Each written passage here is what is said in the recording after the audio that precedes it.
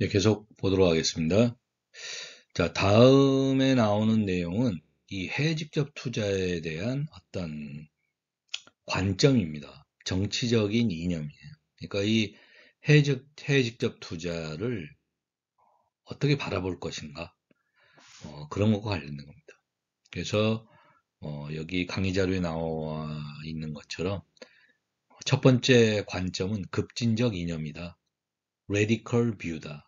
약간 이거는 부정적으로 바라보는 것이고요. 그 다음에는 자유시장 이념이다. free market view다. 이렇게 되어 있는데 이거는 좀 긍정적으로 바라보는 것. 그 다음에 실용적 민족주의다. pragmatic nationalism. 근데 이거는 좀 중립적인 그 관점이 되겠습니다. 그래서 자, 해외 직접 투자에 대해서 어떻게 바라보는 가, 그 정치적인 관점, 정치적인 이념이 어떻게 된가, 그거를 소개하고 있는 것입니다. 자, 우리 수업 교재의 내용을 같이 한번 살펴보겠습니다. 자, 역사적으로 해외직접 투자에 대한 정치적 이념은 해외직접 투자를 반대하는 독단적 급진주의가 어떤 양극단에서 한 끝에 있어 왔고, 그 반대편 끝에 시장경제 원리에 입각한 어떤 간섭하지 말아야 된다라는 그러한 관점이 존재해 왔습니다. 이 두 가지 극단적인 이념 사이에는 어떤 실용적 민족주의, 프래그매틱 내셔널리즘이라고 할 수 있는 한번 중간적 어떤 이념, 관점이 존재했습니다. 이렇게 되어 있습니다. 그래서 첫 번째, 급진적 이념입니다. 급진주의적 이념, 영어로는 radical view라고 하는데 이것은 마르크스주의의 정치경제학 이론에 근거합니다. 이를 따르는 급진주의자들은 다국적 기업을 제국주의적 지배의 수단으로 간주합니다. 그들은 자본주의자들이 본국의 다국적 기업을 통해서 현지국을 착취함으로써 자본 이윤을 극대화하려고 시도한다고 주장합니다. 다국적 기업은 현지국에서 큰 이윤을 창출함에도 불구하고 이를 현지국에 거의 남기지 않고 대부분 본국으로 가져간다는 관점입니다. 그들의 주장에 따르면 예를 들어 다국적 기업은 현지국에서 핵심 기술을 철저히 보호하고 중요한 지위에는 모두 본국 출신 인사들만 임명함으로써 현지인들이 선진 기술을 배우거나 경영에 참여할 수 있는 기회를 박탈한다는 것입니다. 없앤다는 것입니다.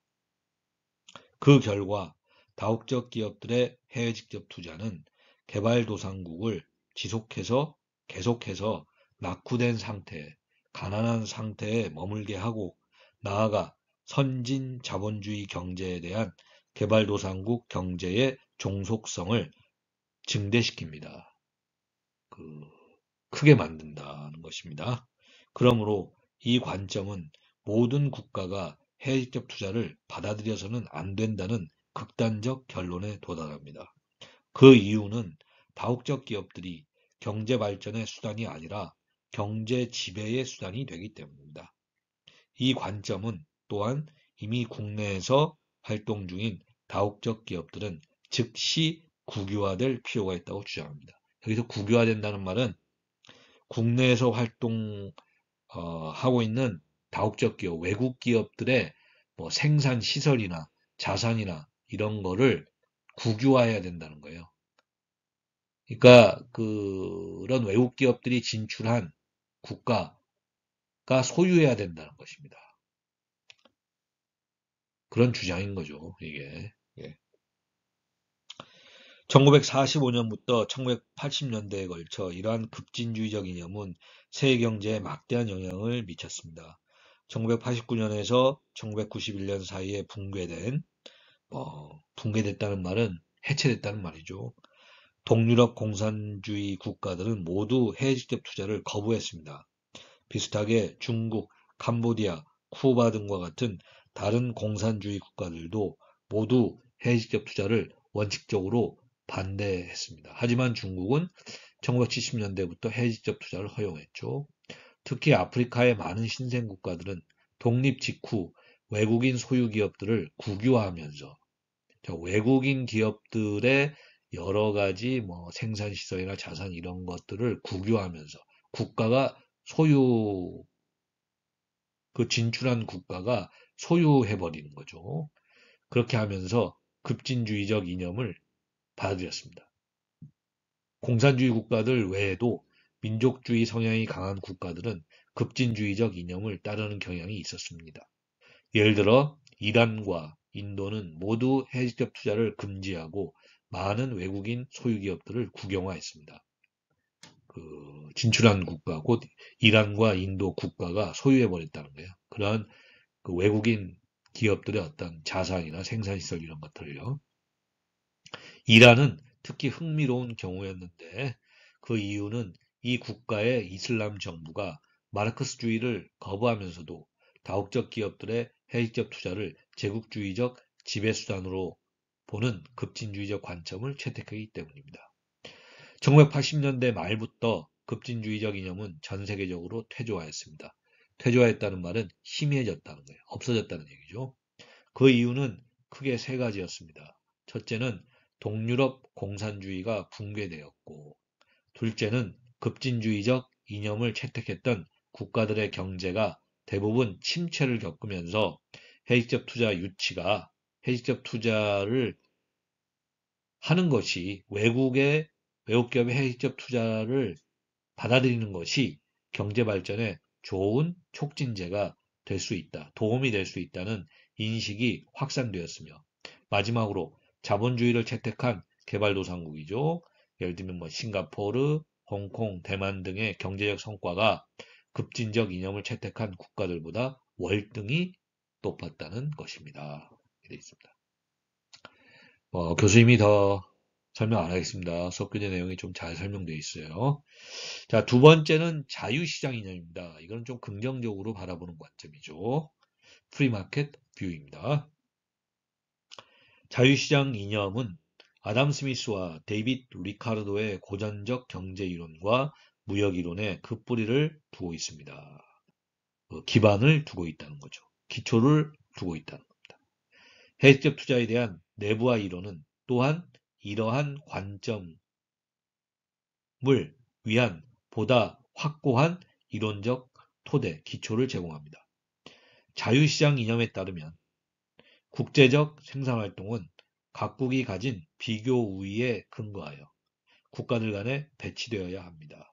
이는 각국이 자신이 가장 효율적으로 생산할 수 있는 재화나 서비스의 생산에 전문화하기 위해서입니다. 이러한 관점에서 다국적 기업은 재화나 서비스의 생산활동을 전 세계에서 가장 효율적인 지역에 위치시키는 중요한 수단이 됩니다. 다시 말하여 다국적 기업의 해직적 투자는 세계 경제의 전반적 효율성 향상에 기여하는 것입니다. 이 수업 교재의 앞부분에 있는 챕터에서 설명한 바와 같이 자유시장 이념은 프리마켓 뷰는 최근에 전 세계적으로 확산되었으며 그에 따라 많은 국가들이 해직적 투자에 대한 규제를 점차 없애왔습니다. 그러나 완전한 자유시장주의를 채택한 국가는 아직 없습니다. 또한 완전한 급진주의를 채택한 국가도 아직 없습니다. 해외직접 투자에 가장 개방적인 정책을 취하고 있는 영국이나 미국과 같은 국가들은 해외직접 투자에 가장 개방적인 정책을 취하고 있습니다. 그럼에도 불구하고 이들 국가의 정부는 여전히 해외직접 투자에 개입할 수 있는 권한을 유지하고 있습니다. 예를 들어 외국인은 미국 항공사 지분이란 거는 주식이죠. 그 회사의 뭐 주식이라고 할 수 있어요. 그 회사가 발행하는 어떤 주식의 25% 이상을 취득할 수 없으며 그 회사가 발행하고 있는 주식을 많이 소유하고 있으면 있을수록 그 회사의 어떤 경영과 관련된 의사결정에 영향력을 미칠 수 있는 능력은 더 많아지는 것이죠. 그래서 뭐 예를 들면 미국인 경우에도 외국인은 미국 항공사가 발행하는 어떤 주식의 25% 이상을 취득할 수 없으며 TV 방송사의 대주주 지분을 취득할 수 없다는 겁니다. 대주주라는 것은 주식을 많이 갖고 있는 그런 것이죠. TV방송사의 대주주 지분을 취득할 수가 없습니다. 1988년부터 미국 정부는 국가 안보를 위해 외국 기업의 국내 기업 인수를 심의할 수 있는 권한을 부여받았습니다. 그러나 이 규정에 따라서 미국 해외투자위원회가 2008년까지 심의한 게 심의했다는 말은 조사했다는 거죠. 조사한 1,500개 인수권 가운데, 그러니까 외국 기업들이 미국 기업을 인수하는 거예요. 사들이겠다고 신청한 거죠. 그런 1,500개의 인수, 외국 기업들이 미국 기업을 사겠다고 이렇게 신청한 1,500개의 건수 가운데 오직 한 건만이 취소가 결정되었습니다.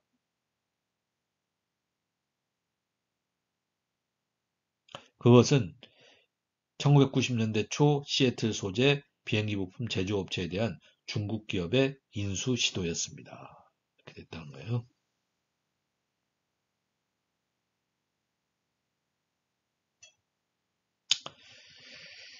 예, 그래서 뭐 그 뒷부분에 그 미국 해외투자위원회 관련된 내용은 뭐 크게 그렇게 신경 안 쓰셔도 되고요.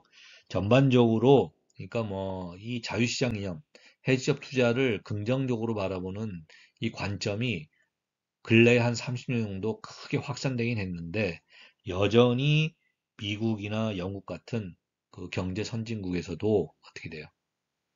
그 미국이나 영국의 외국 기업들이 들어와서 해외적 투자를 하는 거, 혹은 외국 기업들이 미국이나 영국에 들어와서 미국이나 영국 기업들을 인수하려는 거예요. 살려고 하는 거죠. 기업을 사서 운영하려고 하는 이런 것들에 대해서는 여전히 미국이나 영국과 같이 해외적 투자에 대해서 긍정적으로 바라보는 국가들도 여전히 그거에 대해서는 규제를 하고 있다는 겁니다. 그러한 측면이 있다는 거예요. 그래서 완전히 자유로운 해외 직접 투자.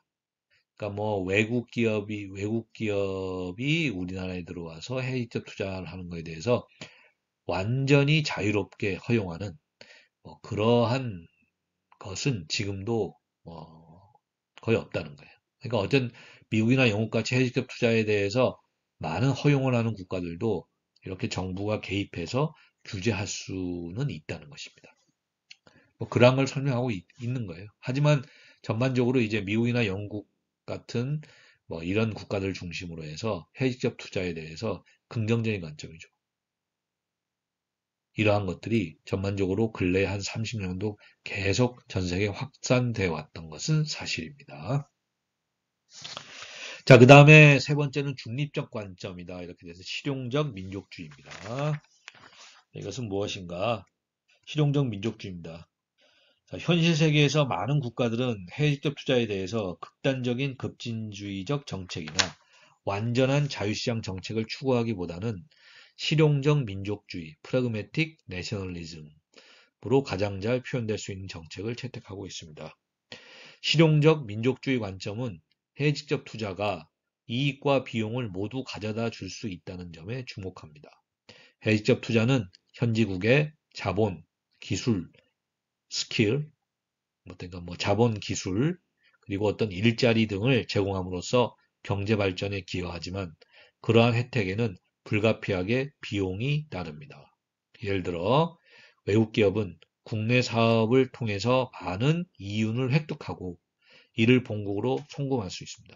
또한 외국 기업이 현지 생산을 위해서 본국으로부터 많은 부품을 수입한다면 현지국의 어떤 국제 수지에 악영향을 줄 수도 있습니다. 이 말은 뭐냐 하면은 그 외국 기업이 현지 생산을 위해서 본국으로부터 많은 부품을 수입하면 어떻게 돼요?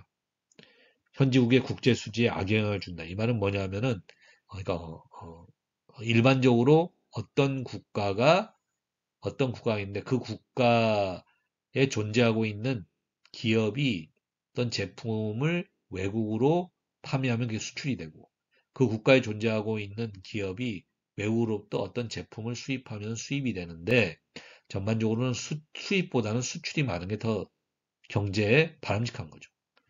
그러니까 이거를 조금 어려운 말로 하면은 국제수지라고 합니다. 국제수지. 그러니까 어떤 국가에 존재하는 기업이 수출해서 벌어들인 것과 또 어떤 국가에 존재하는 기업이 수입해서 쓴 것, 이 두 개를 이렇게 비교하는 게 국제수지인데 좀 어려운 말이에요. 경제용어인데 그래서 일반적으로 뭐 수입보다는 수출이 많은 게 전반적으로 경제에는 좀 긍정적이라고 할 수 있죠.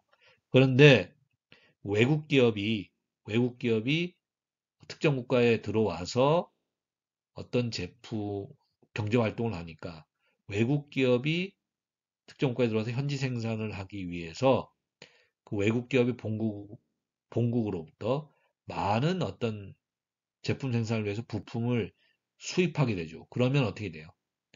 그 진출한 국가의 입장에서는 수출하고 수입을 비교했을 때 수출이 많은 게 어느 정도 경제에는 긍정적인데 외국 기업들이 그 국가에 들어와서 제품 생산하기 위해서 필요한 부품 이런 것들을 그 국가의 본국이죠. 본국으로부터 많이 수입하면 어떻게 됩니까?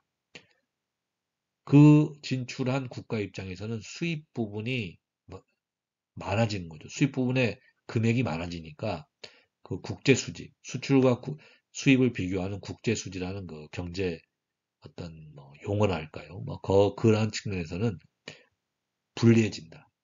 나쁜 영향을 주게 된다는 말입니다. 자, 이거는 조금 좀 어려운 여러분들 좀 어렵게 느낄 수 있어서 이 부분은 좀 넘어가셔도 됩니다. 교수님이 설명한 바로 방금 전에 설명한 건요. 자, 계속 보겠습니다. 그래서 이러한 점들을 감안하여 실용적 관점을 채택한 국가들은 그러니까 해외적 투자를 하면은 그 국가에 이익도 있고 비용도 있다는 겁니다. 그래서 이익과 비용을 동시에 고려한다는 거죠. 그래서 이러한 실용적 관점을 채택한 국가들은 해외 직접 투자의 이익을 최대화하면서도 그에 따르는 비용을 최소화하는 정책을 추구하려고 합니다. 그러한 정책 중에 가장 대표적인 것은 특정 해외 직접 투자가 자국에 주는 이익이 비용을 초과하는 경우에만 허용하는 것입니다. 그러니까 이 말은 뭐냐? 해외 직접 투자는 결국 이익도 발생시키고 비용도 발생시킨다는 거예요. 그러니까 해외 직접 투자의 이익이 해외 직접 투자에 따른 비용보다 클 때에만 해외 직접 투자를 하는 겁니다. 다르게 설명하면 다른 국가 기업이 다른 국가의 외국 기업이 우리나라에 들어와서 투자를 하겠다. 뭐 공장을 설립하거나 사업체를 설립해서 사업하고 뭐 물건을 제품이나 서비스를 만들어서 그거 팔고 그런 이제 사업 활동을 하겠다. 해외적 투자를 하겠다라고 했을 때 그걸 허용했을 때 이익도 발생하고 비용도 발생한다는 거예요. 그럴 때 이익과 비용을 비교해서 이익이 훨씬 많을 거라고 판단될 때만 해외적 투자를 허용하는 거죠. 외국 기업들이 와서 그 투자하는 거예요.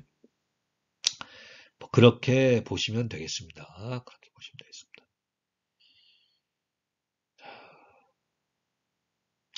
그래서 이러한 실용적 민족주의 정책이죠. 해외 직접 투자가 자국에 주는 이익이 비용을 초과하는 경우에만 허용하는 겁니다.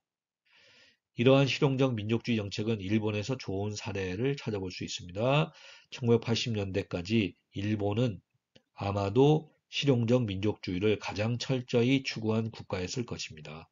일본 정부는 우월한 경영 자원을 가진 외국 기업들, 특히 미국 기업들이 국내 시장에 진입하면 국내 산업의 발전 및 독자적 기술 개발에 큰 그 문제, 부정적인 영향을 줄 것으로 판단하였습니다. 따라서 일본 정부는 외국 다국적 기업들이 자국 시장에 진출하기 위해서 제출한 해외적 투자 신청서를 대부분 기각시켰습니다.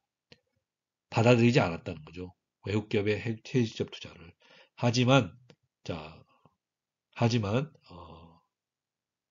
하지만 예외적으로 일본 정부가 외국 기업의 투자를 승인한 경우도 가끔 있었는데 그것은 매우 중요한 핵심 기술을 보유한 외국 기업이 그 기술을 일본 기업에게 라이센스하거나 일본 기업과 합작 투자를 통해서 합작 투자라는 것은 그 특정 어떤 두 개의 기업이 서로 투자하는 거예요. 회사를 설립하는데 그 돈을 내놓는 거죠. 그렇게 해서 그 그 회사를 설립해서 운영하기 위한 뭐 자본이라고 할 수 있는 주식을 발행하는데 뭐 그거에 관련된 들어가는 돈을 서로 내놓는 겁니다. 내놔서 이제 투자하는 거예요. 이런 게 이제 합작 투자라고 할 수 있습니다. 그런 합작 투자를 통해서 진출하는 경우였습니다. IBM과 텍사스 인스트루먼트와 같은 미국의 어떤 컴퓨터 반도체 회사는 바로 그러한 일본 정부의 정책을 잘 파악하고 협상함으로써 일본의 그 이 회사들의 어떤 완전 소유 자회사, 그러니까 완전히 그 100%그 회사의 어떤 주식을 그 소유하는 그런 형태의 그 회사를 설립할 수가 있었습니다.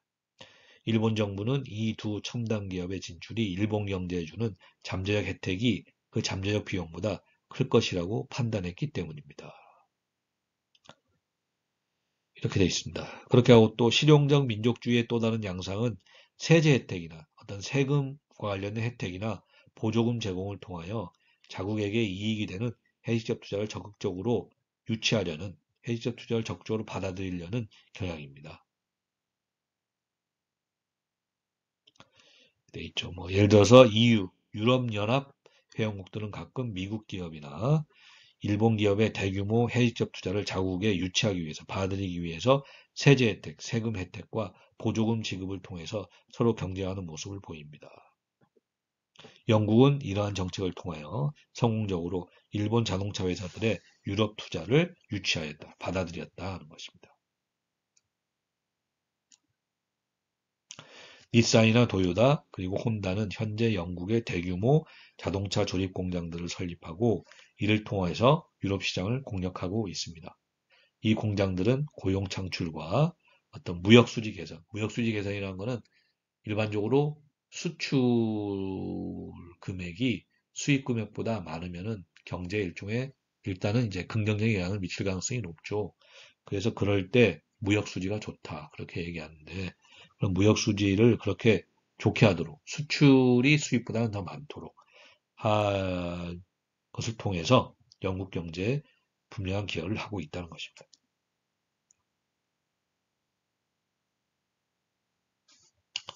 자, 이것이 이제 그 해외직접 투자에 대한 관점입니다. 어떤 정치적인 이념, 해외직접 투자에 대한 관점이에요. 그러니까 급진적 이념, 부정적 관점, 자유시장 이념, 긍정적 관점, 실용적 민족주의, 중립적 관점. 뭐 이렇게 보겠습니다. 자,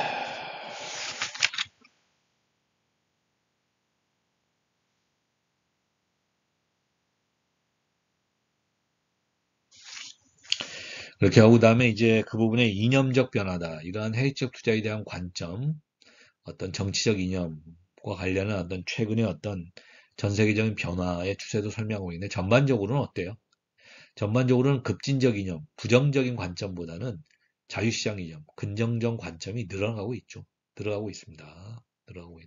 늘어가고 있지만 어떻게 해요? 또 한편으로는 이 해외 직접 투자라는 게 어떻게 됩니까? 본국에 우리나라에 이익도 가져주지만 이익도 가져다 주지만 분명히 비용도 발생하기 때문에 이익뿐만 아니고 비용도 발생하기 때문에 어떻게 돼요? 모든 국가는 그 국가의 어떤 이익을 극대화하려고 그러죠. 그러니까 해외적 투자에 따른 비용보다는 이익이 더 클 때 해외적 투자를 허락하는 거죠. 받아들이는. 뭐 그러한 경향이 여전히 있다는 겁니다. 그래서 전반적으로 해외적 투자에 대한 관점은 어떻게 됩니까?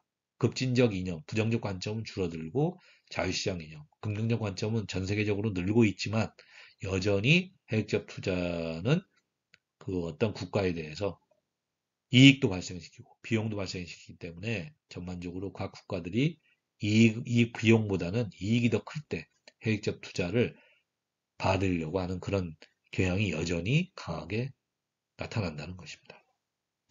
뭐 그렇게 이해하시면 그 되겠습니다. 그렇게 하고 뭐 과거에 이제 공산주의 국가나 사회주의 국가들이 보통 해외적 투자에 대해서 급진적 이념, 부정적 관점이었죠. 근데 이런 나라들이 대부분 다 이제는 시장 정책을 받아들이면서 해외적 투자에 대해서 긍정적으로 받아들이고 해외적 투자를 이제 많이 받으려고 변하고 있어요. 예, 변하고 있습니다. 그거는 이제 확실한 건데 또 그러면서도 어떻게 돼요? 해외적 투자가 본국에 이익도 갖다 주고 비용도 갖다 주기 때문에 그 두 가지를 비교해서 이익이 될 때 해외적 투자를 받으려는 뭐 이런 추세는 여전히 그 나타나고 있다. 그렇게 보시면 되겠습니다.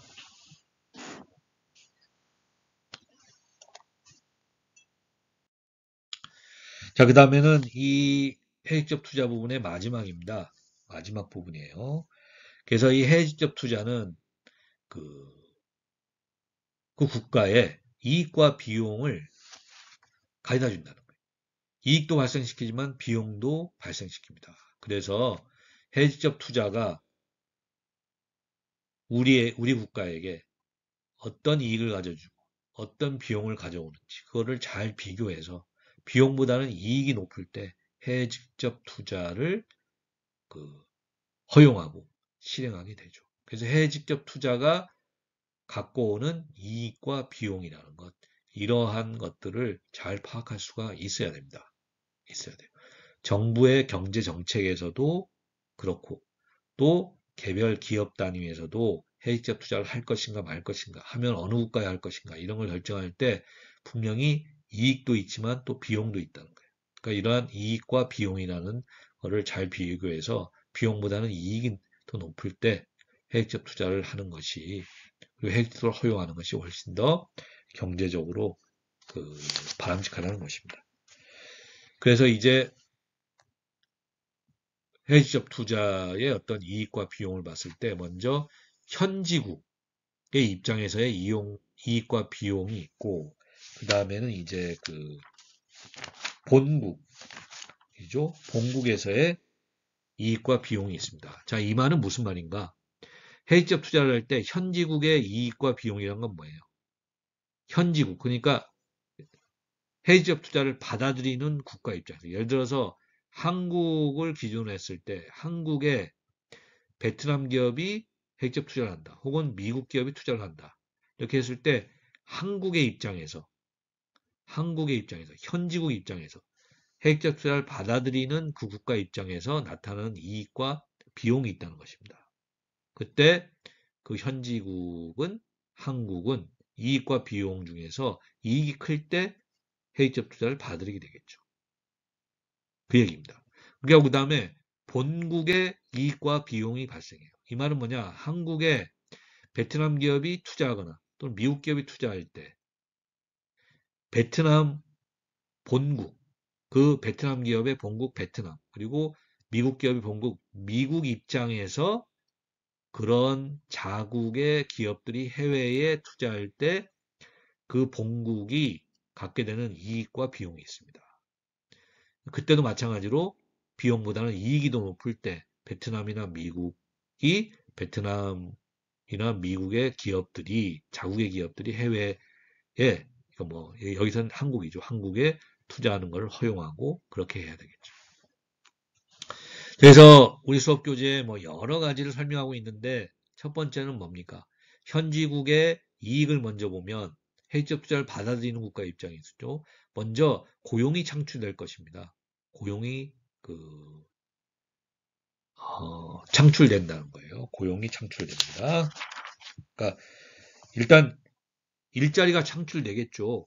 외국 기업이 우리나라에 들어와서 사업체 설립하고 대표적인 게 공장을 설립해서 제품을 만들어서 뭐 판매하고 이렇게 하면은 우리나라 사람들을 고용할 거 아닙니까? 따라서 우리나라에 일자리를 만들어 준다는 겁니다. 고용 효과가 있어요.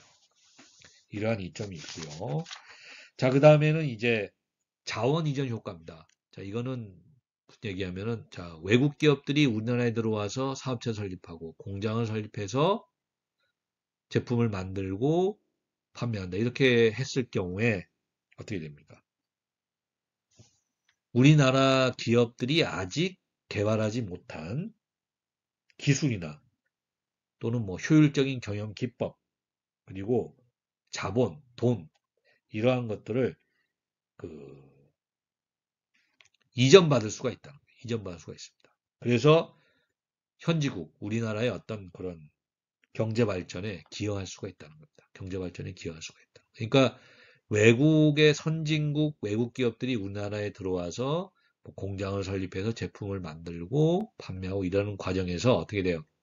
우리나라가 어떻게 됩니까? 그 선진 외국 기업들의 어떤 기술이죠. 생산 기술, 제품 기술 이런 것도 배울 수가 있고 뭐 여러 가지 경영 기법도 배울 수 있고 그리고 그 외국 기업들로부터 어떤 뭐 자본, 돈이라든지 뭐 이런 것들 그러한 것들도 우리가 혜택을 받을 수가 있다는 거예요. 우리나라가. 그걸 통해서 배우는 거죠. 배우기도 하고 혜택을 받을 수가 있고 그 과정에서 우리나라 현지국의 경제 발전이 이루어질 수도 있다는 겁니다. 이게 자원 이전 효과가 있다는 거고요. 그 다음에 이제 세 번째로는 경쟁 촉진 및 경제 성장 효과입니다.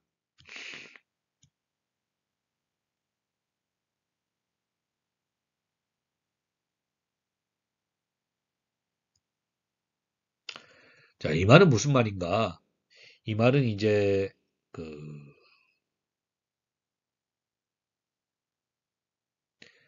그러니까 외국 기업들이 우리나라에 들어와서 사업 활동을 하게 되니까 그런 외국 기업이 생산하는 그러한 제품과 유사한 제품을 생산하는 국내 기업들이 경쟁을 하게 됐죠. 경쟁을 해야 돼요. 그러니까 그러한 경쟁이 촉진된다는 겁니다. 경쟁이 촉진되다 보니까 어떻게 돼요? 국내 기업들이 그런 외국 기업들과의 경쟁을 통해서 더 경쟁력을 향상시킬 수가 있다는 겁니다. 경쟁력을 상승시킬 수가 있다는 거예요. 긍정적으로 봤을 때는 경쟁력을 향상시킬 수가 있다는 것이죠. 그래서 경쟁이 촉진되고 그 결과 경제 성장 효과가 있다는 겁니다. 한번 살펴보면은요, 뭐, 시장이 효율적이기 위해서는 참여 기업들 간의 적절한 수준의 경쟁이 필요합니다. 그래서 해외 직접 투자의 한 형태인 신설 투자는 새로운 기업을 설립하기 때문에 경쟁 기업들의 수가 증가하고 그에 따라 소비자 선택의 폭이 넓어지는 긍정적 영향을 시장에 미치게 됩니다.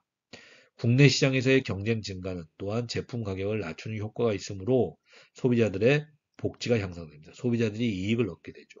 나아가 치열한 경쟁은 기업들로 하여금 경쟁 우위 구축을 위해서 경쟁 우위를 달성하기 위해서 생산 시설, 장비, 연구개발 등에 보다 많은 투자를 하도록 촉진합니다.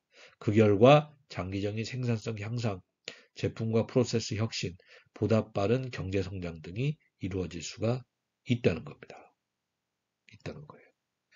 자, 그러니까 외국 기업들이 우리나라에 들어와서 혹은 현지국에 들어와서 뭐 공장을 세우고 사업 활동하고 이렇게 했을 경우에는 어떻습니까? 긍정적으로 봤을 때는 그게 그 외국 기업과 비슷한 혹은 경쟁할 수 있는 제품을 생산하는 국내 기업과 경쟁하게 되는 거죠. 경쟁이 더 치열해지게 되는 거예요.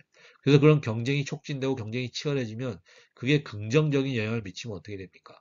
국내 기업들도 어떻게 돼요?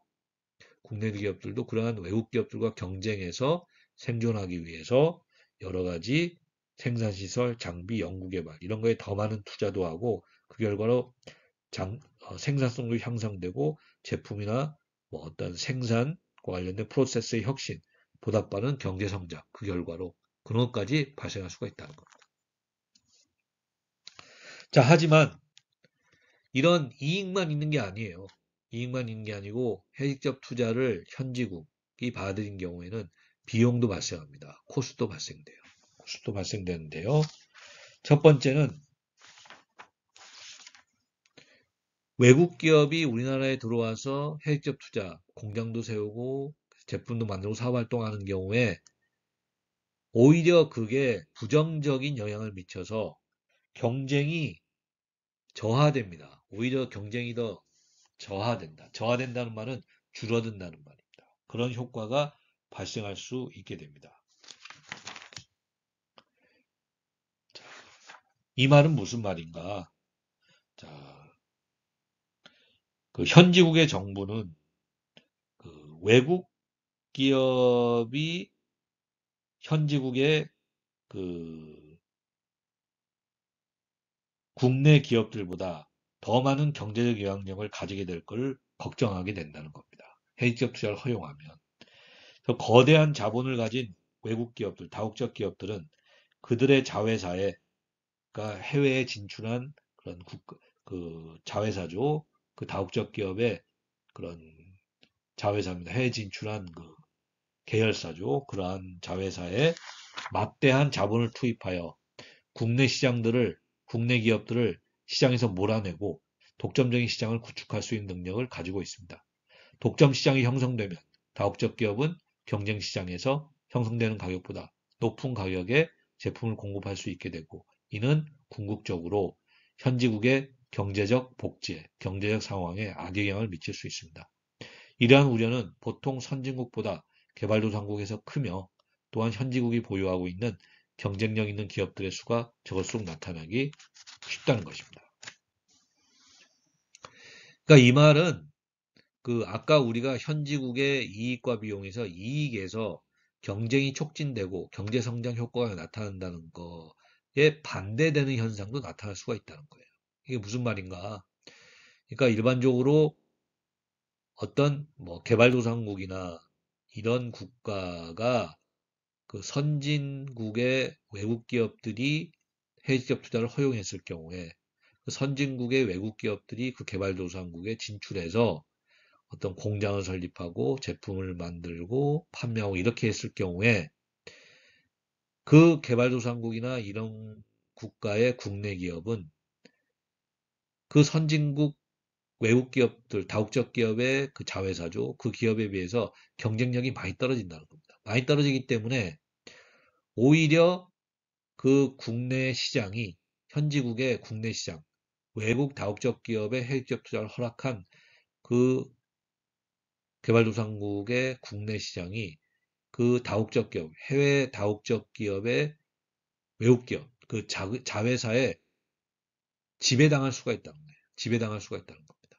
독점화된다는 거죠. 그러니까 그 경쟁하는 국내 기업들이 경쟁에서 밀려나는 거죠.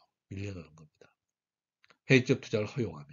그래서 오히려 그 국내 시장이 그 다국적 기업의 어떤 그 외국 기업의 자회사, 외국 기업의 자회사 진출한 외국 기업, 다국적 기업의 자회사에 의해서 지배되는 거죠. 그리고 국내 기업들은 그 국내 시장에서 퇴출되는 거예요. 경쟁에서 밀려가지고. 그렇게 됐을 경우에는 오히려 경쟁이 저하되는 거예요. 경쟁이 더 줄어들면서 그 다국적 기업, 외국 기업의 국내 시장이, 현지국의 국내 시장이 지배되는 그러한 현상이 벌어질 수도 있다는 겁니다. 그런 현상이 벌어질 수도 있어요. 그게 하나가 있고요. 그 다음에 이제 또 다른 거는 이제 그 국가 주권 및 그 자치권이 약화된다는 거예요. 그러니까 이것도 마찬가지로 좀 개발도상국이나 이런 국가들이 외국 선진국의 그 다국적 기업의 해외적 투자를 허용했을 경우에, 받았을 경우에 그 경제적 주권을 잃게 되거나 약하게 될 가능성이 있다는 것입니다. 그러니까 거대한 경제적 파워를 가진 다국적 기업들이 그 진출한 그 개발도상국의 경제를 좌지우지할 수 있다. 독점할 수 있고 많은 영향을 미칠 수가 있다는 겁니다. 자, 그래서 하여간 뭐 이렇게 그 해외적 투자의 이익과 비용에서 현지국이, 그러니까 외국 기업 혹은 다국적 기업의 해외적 투자를 허용하는 그러한 기업, 그 국가에게 이런 비용이 발생할 수도 있다는 거예요. 부정적인 측면이죠. 이런 것들이 발생할 수도 있다는 것입니다. 그러니까 이러한 현지국이 갖게 되는 이익과 비용 이런 거를 잘 고려해서 이익이 비용보다 더 클 때, 크게 될 가능성이 높을 때 해외적 투자를 받아들이는 게 경제적으로 훨씬 더 합리적이라고 할 수가 있습니다. 하지만 어떻게 됩니까? 하지만 전반적으로는 해외적 투자를 받아들일 때 현지국이 갖게 되는 이익이죠. 이것이 어떻게 돼요? 굉장히 높다는 겁니다.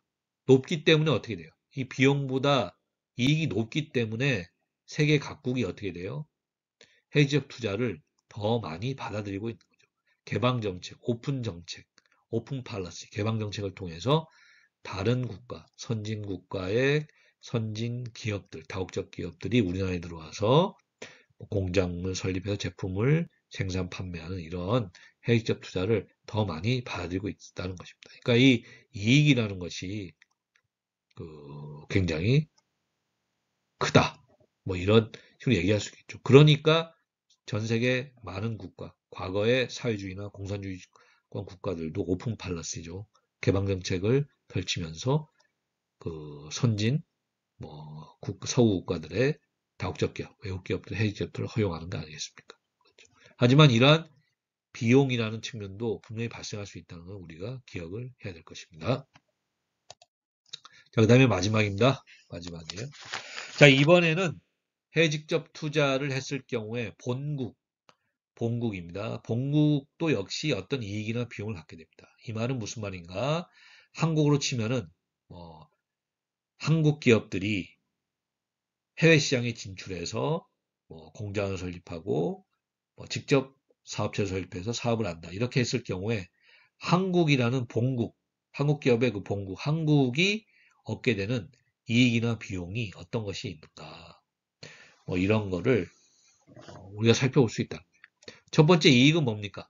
본국으로부터의 송금이죠. 본국으로의 송금이에요. 그러니까 한국 기업들이 베트남이나 중국, 브라질, 멕시코, 미국, 유럽 이런 나라에 진출해서 직접 사업체를 설립해서 공장을 설립해서 제품을 만들고 판매하고 이렇게 했을 경우에 어떻게 됩니까? 본국으로 송금을 받죠. 송금을 받는다.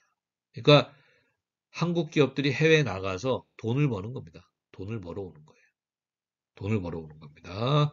그런 측면에서 본국으로의 송금, 이런 측면에서 이익이 발생하겠고요. 두 번째는 어떻게 됩니까? 역자원 이전 효과가 있다. 라고 되어 있는데 이게 무슨 말인가? 자, 여기서 역이라는 말은 역, 한자인데 한국어로 반대된다는 거예요. 반대. 방향이 반대다. 방향이 거꾸로 된다는 거죠. 그러니까, 자, 자원 이전 효과다. 그러니까 어떻게 됩니까? 자원 이전 효과다. 그러니까, 그, 한국 기업들이 외국에 나가서 직접 사업체 설립해서 공장을 설립해서 거기서 제품을 생산 판매하는 그러한 과정에서 그 외국에 진출해서 외국 시장에서 사업 활동하면서 얻게 되는 여러 가지 경험, 지식, 노하우 이런 것들을 많이 얻게 된다는 것입니다. 많이 얻게 돼요. 많이 얻게 돼요. 그래서 그렇게 한국 기업들이 외국 시장에 진출해서 얻게 되는 어떤 경험이나 지식, 노하우 이런 것들을 어떻게 됩니까? 해외 시장에 진출해서 그거를 얻어서 그거를 어떻게 돼요? 또 한국에 있는 본사죠. 한국 기업들의 어떤 본사, 한국에 위치하는 본사에 그걸 이전해 주는 겁니다. 소개해 주는 거죠. 소개해 주는 거예요. 그러면 그 한국 기업들의 본사, 한국에 있는 본사는 한국 기업들이 외국에 나가서 외국에 있는 자회사가 어떤 외국에서 사업 활동하면서 얻은 지식이나 경험, 여러 가지 노하우, 기술 이런 것들을 한국에 있는 본사에 이전시켜 주는 거죠. 소개해 주는 거예요. 그러면 한국에 있는 한국 기업의 본사는 또 그렇게 얻게 된 지식이나 기술, 노하우 이런 것들을 또 한국에 있는 다른 자회사나 계열사 이런데 소개해 줄 수도 있고. 자, 이런 식으로 그 반대의 어떤 자원 이전 효과를 얻을 수가 있다는 거예요. 그러니까 한국으로 치면 한국의 기업들이 외국 나가서 해외 시장에 진출해서 거기서 사업 활동하면서 많은 기술이나 지식 이러한 것들을 얻을 수가 있고 그거를 반대로 어떻게 돼요? 본국에 있는 한국 기업의 본사나 이런 데로 이전시켜 줄 수가 있다는 것입니다. 이런 거를 얻어낼 수도 있다는 거예요. 그래서 이거를 우리가 역자원 이전 효과다. 역이란 건 반대다. 반대 방향이다. 이런 말이죠. 자, 그러니까 아까 아까 우리가 앞에서 자원 이전 효과라고 하면 뭐예요? 외국 기업이 우리나라에 들어와서 외국 기업이 어떤 기술이나 경영 노하우 이런 것들을 전수해 주는 거죠. 그런데 이거는 반대 방향이란 거예요. 반대 방향. 그러니까 우리나라 기업이 외국에 나가서 사업 활동하는데 그런 외국에 나가 사업 활동하면서 얻은 기술이나 지식이나 이런 것들을 우리나라에 본국에 있는 기업들에게 소개해 주는 거죠. 이전시켜 주는 이러한 이익을 얻을 수 있다. 자, 그 다음에 이제 대표적인 비용은 뭡니까? 대표적인 비용은 뭐예요? 이건 대표적인 건 뭐냐면은 자, 본국 입장에서 한국이라고 치면 한국의 기업들이 어떻게 됩니까? 해외 시장, 해외로 진출해서 거기서 공장을 세우고 거기서 제품을 생산 판매하는 거죠. 자, 그러다 보니까 어떻게 돼요? 자, 한국 기업들이 한국에서 제품을 생산 판매해서 그 특정 국가에 수출하는 거예요, 수출. 이렇게 수출하는 형태로 할 수도 있을 텐데, 그런 형태로 그 국가 시장에 진출할 수도 있을 텐데, 그렇게 안 하고 공장을 이전하는 거죠. 사업체를 이전하는 거예요. 그 국가 시장으로. 그래서 거기서 제품을 만들어서 판매하는 거기 때문에 어떻게 됩니까? 그렇기 때문에 한국에서 공장이나 사업체를 운영했을 때 한국 사람들을 당연히 고용하고 있었을 때인데, 그러한 공장이나 사업체를 해외 시장, 진출하는 시장으로 이전시키는 거죠. 이전시켜서 거기서 공장이나 사업체를 설립해서 제품을 만들어 판매하는 거기 때문에 한국 입장에서, 본국 입장에서 어떻게 돼요? 고용이 감소되는 거죠. 고용이 감소되는 효과가 발생합니다. 발생해요. 그러니까 한국 기업들이 한국에서 사업체 설립하고 공장을 설립해서 한국에서 물건, 제품 만들어서 해외로 수출한다면 판매하면 한국 사람들을 많이 고용할 거 아니에요. 그런데 해외 직접 투자를 하게 되면 다른 국가에 직접 진출해서 거기서 공장을 세워서 거기서 제품을 만들어 판매한다면 어떻게 됩니까? 진출한 국가의 사람들을 고용해서 하게 될 가능성이 높으니까 진출한 국가의 고용은 창출해 주지만 어떻게 됩니까? 본국, 한국 입장에서는 본국에서의 어떤 고용이나 일자리는 감소될 가능성이 있다는 겁니다. 그래서 이러한 비용이 발생될 수가 있다는 거예요. 비용 발생될 수가 있습니다. 따라서 자, 본국의 입장에서도 한국으로 치면은 한국 기업들이 더 많이 해외 시장에 진출해서 해외 직접 투자를 해서 사업 활동하는 것을 허용할 것인가? 아니면 뭐 한국 기업들이 특정 지역이나 특정 국가에 더 많이 진출해서 사업 활동하는 걸 허용할 것인가? 이런 거를 결사결정할 때 한국이라는 본국 입장에서도 이러한 이익이나 비용이 발생하기 때문에 비용보다는 이익이 더 많을 때 한국 기업들이 더 많이 해외 국가나 시장에 진출해서 사업할 수 있도록 허용하는 게 우리가 정책적인 측면에서 나온 것이죠. 자, 이처럼 현지국뿐만 아니고 본국도 이익이나 비용이 동시에 발생하므로 이런 거를 잘 비교해서 해외적 투자와 관련된 정책이나 이런 거를 실시해야 될 것입니다. 자, 뭐 이 정도 내용이면은 우리 수업 교재 에서 설명하고 있는 해외 직접 투자 (Foreign Direct Investment)와 관련해서 뭐 주요 내용은 대부분 살펴봤습니다. 자, 최근에 미국의 트럼프 대통령의 어떤 관세 정책이죠. 무역 갈등 이런 것과 아주 이 해외 직접 투자라는 것은 동전의 양면, 앞면과 뒷면처럼 그 깊은 많은 관련이 있다고 했습니다.